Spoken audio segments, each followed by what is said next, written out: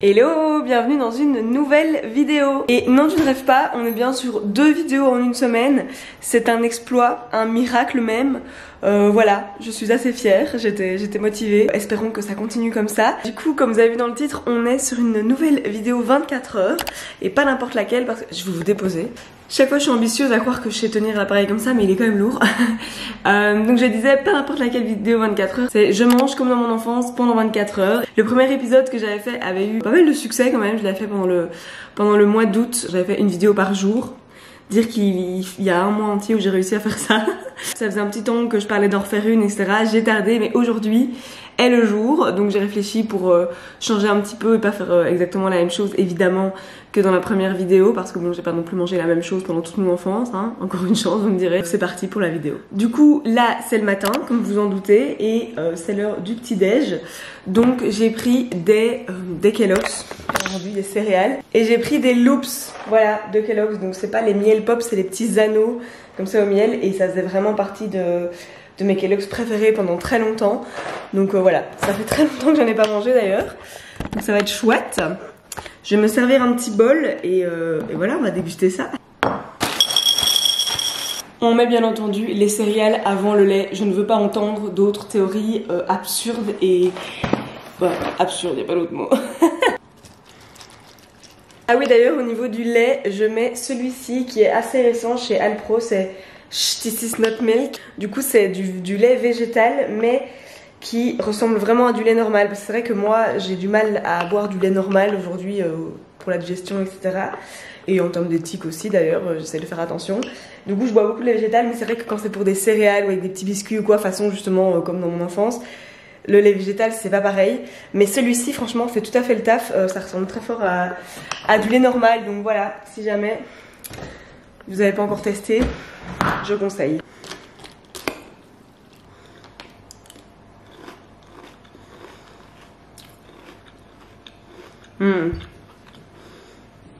Exactement comme je m'en souvenais. C'est vraiment très bon, très sucré, mais très bon. Ouais, on est quand même sur 100 grammes à 74 grammes de glucides, dont 27 grammes de sucre. C'est énorme. C'est fou quand même à quel point, parce que l'industrie agroalimentaire produit pour les enfants est mauvaise. Enfin après, il paraît que les enfants ont besoin de plus de sucre, mais quand même.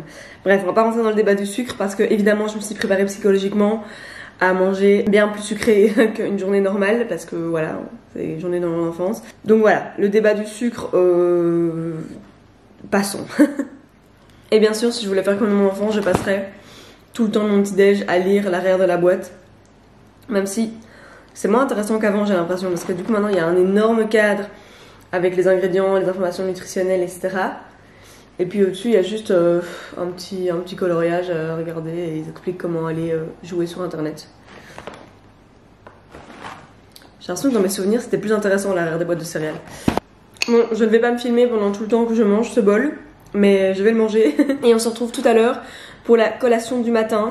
Je pense qu'on avait déjà eu ce débat sous ma précédente vidéo, comme quoi en Belgique on fait une collation le matin et pas en France.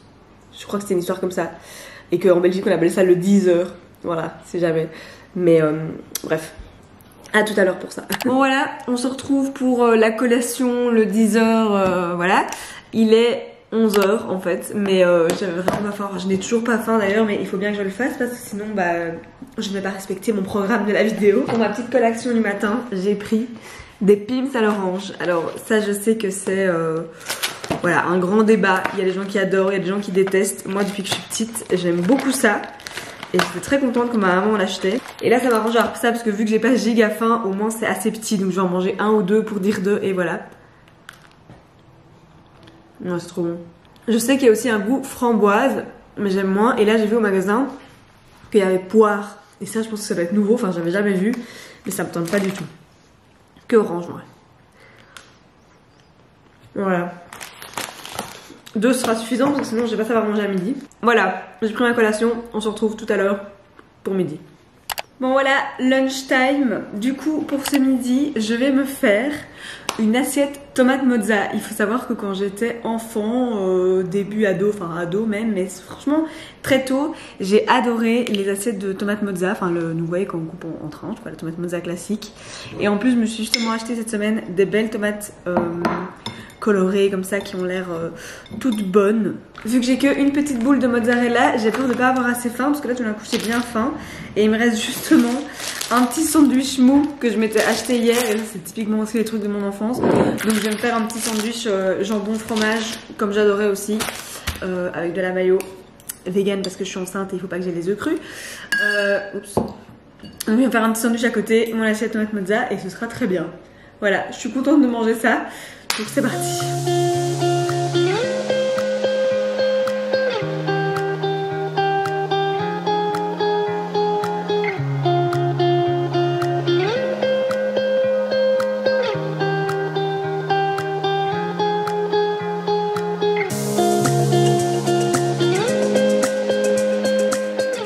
Et voilà, une bonne petite assiette. Bon, là du coup c'est vrai que tomate mozza c'est pas un truc, c'est un truc que je mange encore assez régulièrement, enfin moins qu'avant clairement, mais voilà, j'ai besoin de regoûter, je sais ce que ça goûte. Et c'est toujours très très bon, très efficace. Je suis vraiment contente de manger ça ce midi, donc voilà. Comme quand j'étais petite j'avais quand même déjà des bons goûts. Bon, je vais manger. À tout. Bon, voilà pour mon goûter 4 heures en cas collation de l'après-midi. Ce sera des fraises. Bon, du coup, là, si vous avez regardé mes dernières vidéos, vous avez déjà compris que je suis fan de fraises. En plus, je suis le stéréotype de la femme enceinte. Mais pour moi, ça change rien parce que je suis une fan de fraises. Et ça, depuis que je suis toute petite. Donc voilà, je trouvais que ça collait bien aussi avec mes vidéos où je mange comme mon enfance, de manger des fraises. Voilà, donc je vais me faire un petit bol de fraises. Après... Pour tout vous dire, si je voulais vraiment les manger comme dans mon enfance, je devrais faire un sacrilège. Franchement, il faudrait que j'en parle à mes parents. Pourquoi est-ce qu'on faisait ça? Et je vois encore parfois des gens faire ça. Et ça me rend complètement dingue. C'est tremper les fraises dans du sucre ou mettre du sucre sur les fraises. C'est un délire. En fait, pour moi, si tu achètes des bonnes fraises locales de saison et tout, elles sont giga sucrées, giga bonnes. Je vois pas du tout l'intérêt de rajouter du sucre. Voilà, et chez moi je me rappelle qu'on mangeait des fraises soit du jardin ou des fraises belges de saison et tout. On mangeait pas les fraises d'Espagne et tout hors saison qui n'ont pas de goût et qui sont toutes blanches. Donc je comprends pas pourquoi on rajoutait du sucre. Du coup je vais quand même en faire une ou deux comme ça pour la vidéo. Mais je ne pourrais pas faire un bol entier avec du sucre sur mes fraises. Déjà j'ai eu assez de sucre aujourd'hui, enfin il s'est pas fini. Petit teaser pour le dessert de ce soir. Et en plus, ouais non c'est... Non, peut pas. Bon bah en fait je n'ai pas de sucre blanc normal, mais j'ai un reste de ça, c'est comme du sucre blanc sauf qu'en fait c'est de la stevia, du stevia, je sais pas comment on dit. Donc on va faire avec ça, mais du coup j'ai encore plus peur de ce que ça va donner. Attention, alors je vais prendre ça. Ensuite c'est parti pour le sacrilège. Bon je mange d'abord un petit bout. C'est trop bon. Alors quelle idée. Ça déjà, pour moi ça goûte déjà le bonbon ultra sucré. Bref. Hop.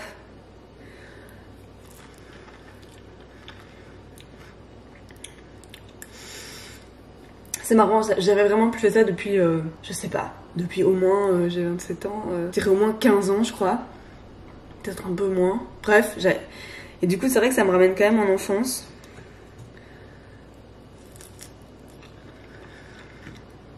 Je me rappelle vraiment qu'on avait un bon rêve de fraises qu'on avait ramené. Vu que dans la famille on est quand même tous fans de fraises, même si je crois que je suis un peu la plus starbée avec ça. On se mettait tous à table, avec au milieu le bol de fraises lavé, une assiette avec du sucre et voilà. Et on mangeait nos fraises en trempant dedans. Et voilà, petit souvenir d'enfance, mais quand même je maintiens. J'ai l'impression que la caméra est complètement penchée. Sorry.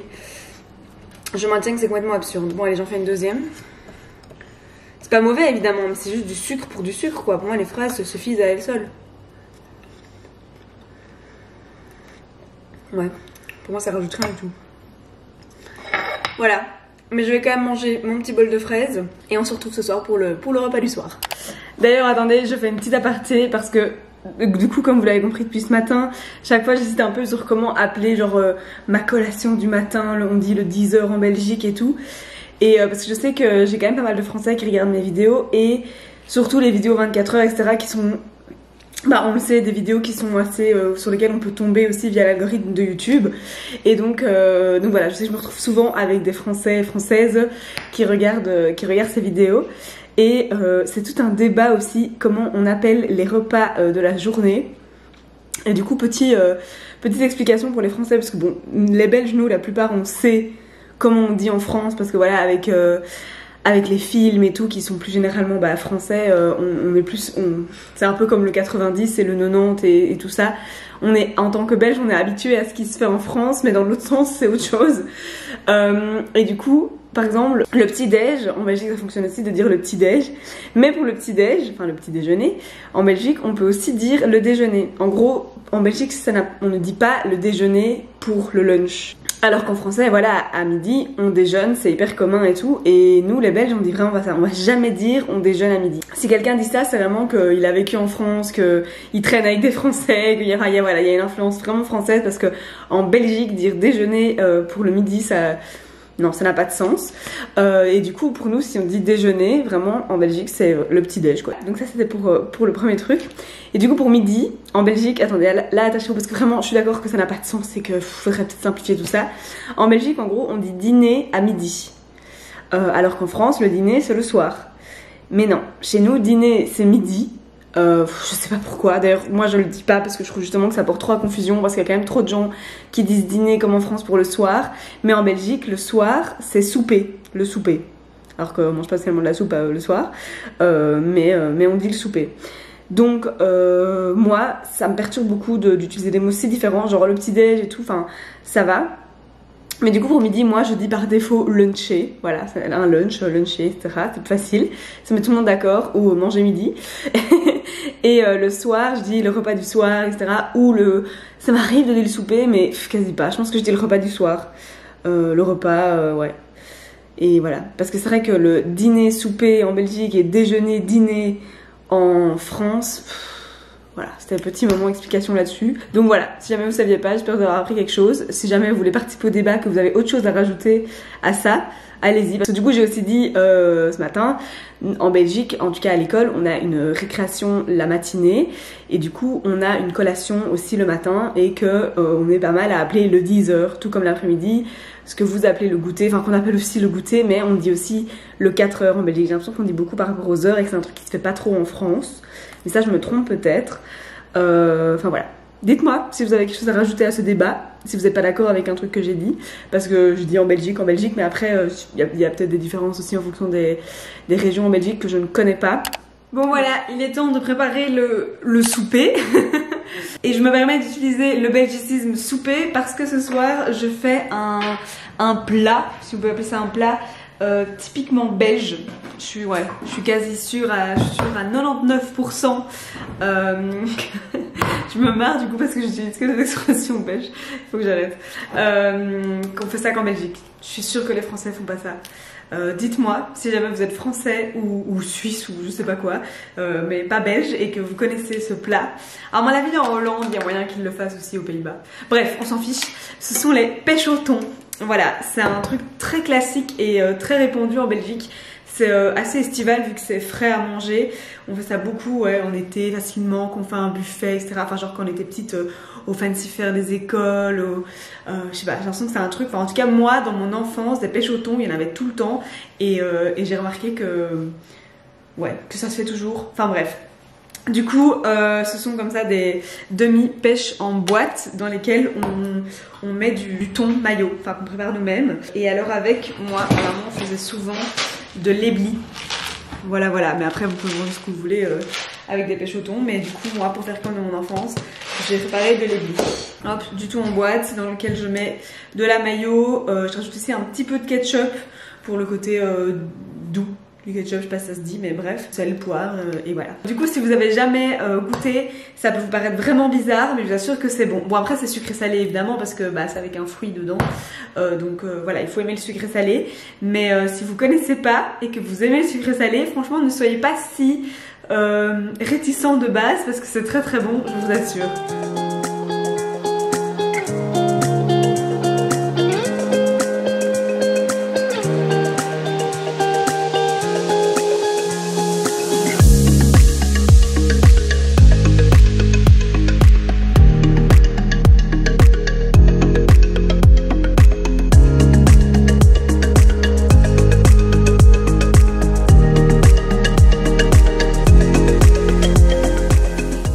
voilà, mes pêches au thon sont prêtes. Donc voilà, c'est vraiment juste les pêches égouttées avec le thon préparé dessus, dedans. Et je vous jure, c'est trop bon. Et voilà, nos assiettes de bébé sont prêtes. Donc 3 pêches au thon pour moi avec de l'éblis. Et 4 pêches au thon avec le petit reste de thon pour Oli. Miam miam miam. Et aussi, j'ai pas précisé, mais pendant toute la journée, je n'ai bu que de l'eau. Parce qu'en vrai, quand j'étais petite, je buvais principalement de l'eau. J'étais pas très grenadine et tout ça. Je buvais juste 6 ml avec ma collation du matin. Mais je l'ai pas fait cette fois-ci parce que je l'avais déjà fait dans la vidéo d'avant. Et que voilà. Ouais. Après, quand je pouvais boire du coca ou des trucs comme ça aux occasions, j'étais contente. Mais aujourd'hui, c'est censé être une journée classique. Donc... Allez, Olivia! Il se cache de la caméra. Bref, du coup, je bois de l'eau, voilà. Parce que c'était ce que je buvais. Mais du coup, j'ai une question. Est-ce que toi aussi, c'est un repas d'enfance pour toi, les pêches au thon? Ouais, je mangeais beaucoup chez Mimi. Mimi, ouais. En été, à midi, là, ouais. C'est vraiment un truc typique. Et tu savais que c'était belge, genre que les Français, ils mangent pas ça? Non, je sais pas, c'est belge. Voilà.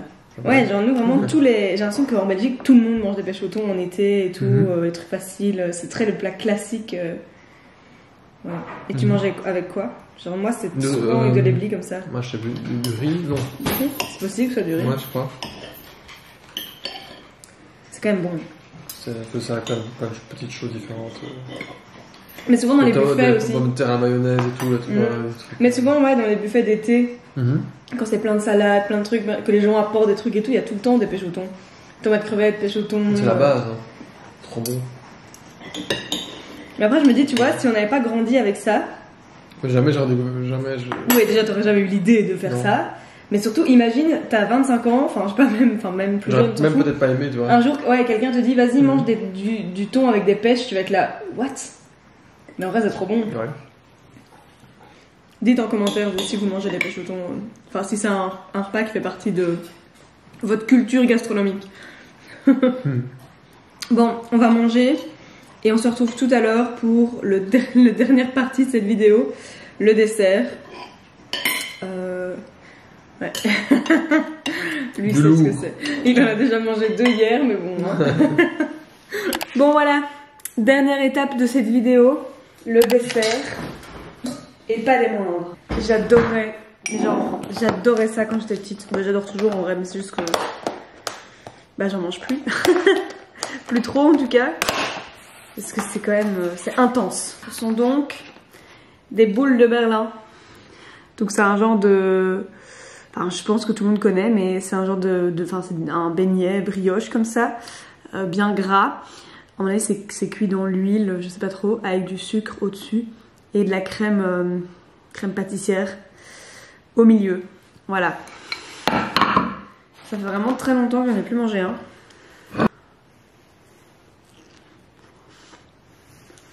C'est vraiment trop bon. Mais bien sûr, après, on en a partout.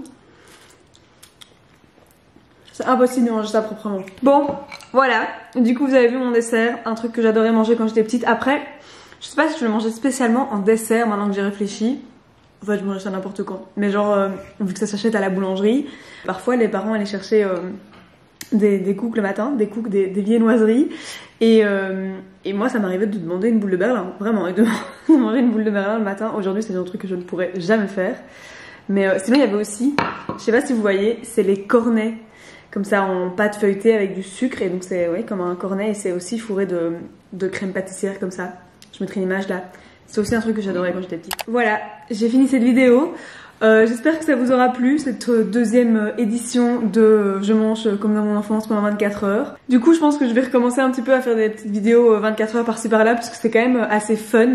Je pense que si la prochaine, ce sera de nouveau un épisode 2 d'une que j'ai déjà fait, qui est Je mange Too Good To Go pendant 24 heures.